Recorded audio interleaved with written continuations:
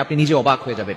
মধ্যরাত, এই রাতটা হচ্ছে রাতের শেষ অংশে যদি আপনার চোখ খুলে যায় তাহলে মনে করবেন আল্লাহ তাআলা আপনাকে সফলতার দ্বার প্রান্তে পৌঁছে দেওয়ার জন্য আপনার চোখটাকে খুলে দিয়েছেন। কিন্তু দুঃখজনক হলেও সত্য, আমরা অনেকেই রাতের বেলা হঠাৎ করে চোখ খুলে গেলে অথবা ঘুম ভেঙে গেলে কিন্তু আমরা আল্লাহকে স্মরণ করি না।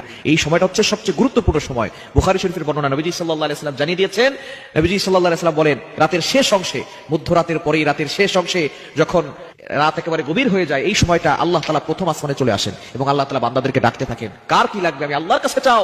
রাতের শেষ অংশে এই সময়গুলোতে, এই সময় যদি আপনার চোখ খুলে যায়, আপনি এই আমলগুলো করতে দেরি করবেন না। আপনার ওযু করার দরকার নাই, ওই অবস্থায় আপনি আমলটি করবেন। আল্লাহ তাআলা দুইটি নাম পড়বেন 11 বার করে। কয়বার?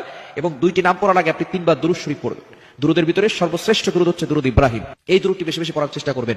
আল্লাহুম্মা সাল্লি আলা মুহাম্মাদ ওয়া আলা আলি মুহাম্মাদ কামা সাল্লাইতা আলা ইব্রাহিম ওয়া আলা আলি ইব্রাহিম ইন্নাকা হামিদুম মাজিদ। আল্লাহুম্মা বারিক আলা মুহাম্মাদ ওয়া আলা আলি মুহাম্মাদ কামা বারাকতা আলা ইব্রাহিম ওয়া আলা